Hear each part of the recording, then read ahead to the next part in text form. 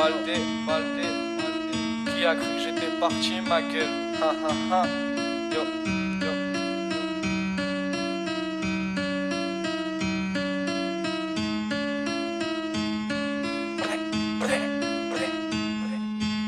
Je suis en troisième et je vois mon pote partir. Et désormais je me dis que je n'aurai plus peur de personne. C'est à ce moment que c'est parti en couille dans ma vie. Je voulais me faire respecter dans cette putain de ville. J'ai pas toujours fait le bon choix. J'écoutais des gens que je pensais avec moi, mais ils me détournaient du droit chemin. Et ça je l'ai compris trop tard. Ouais, je l'ai compris trop tard car entre temps j'ai désobéi à mes parents. Je fuguais souvent de la maison, je me suis battu avec mon daron. Et puis j'ai fait couler des larmes sur les joues de ma daronne. Trop souvent je pensais qu'à ma pomme. Je l'admets, j'ai pas été le fils exemplaire que toutes les mères rêveraient d'avoir. Mais dès que ma mère pleurait, ça me foutait en colère de la voir comme ça.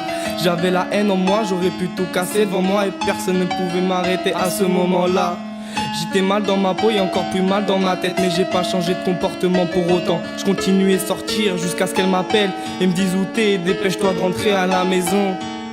Bien sûr je l'écoutais pas et je rentrais 2 heures plus tard. À ce moment où dans ma tête c'était encore le trou noir.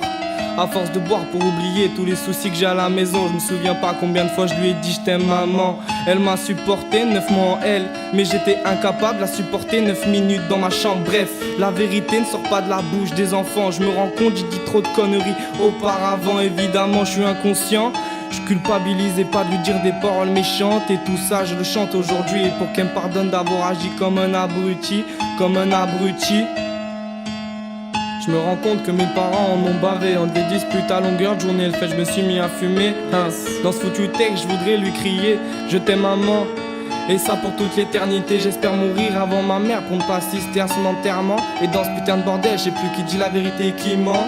À cause de ça, je veux toujours me battre. Je suis toujours le premier qui frappe et bat les couilles si on m'attrape à plusieurs.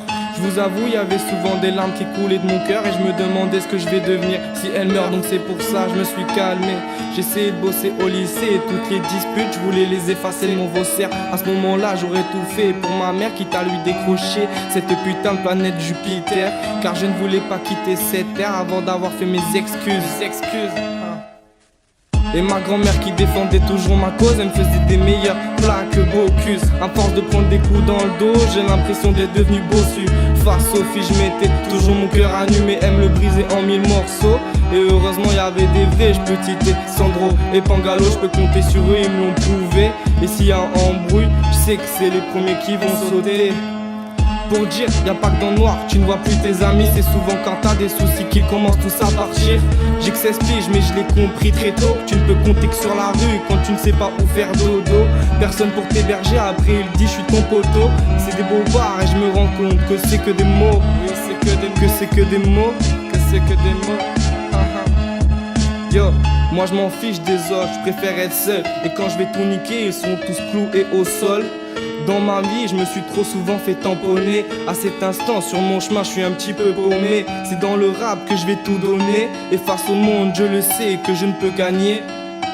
Bref, Baldé, ha ha ha.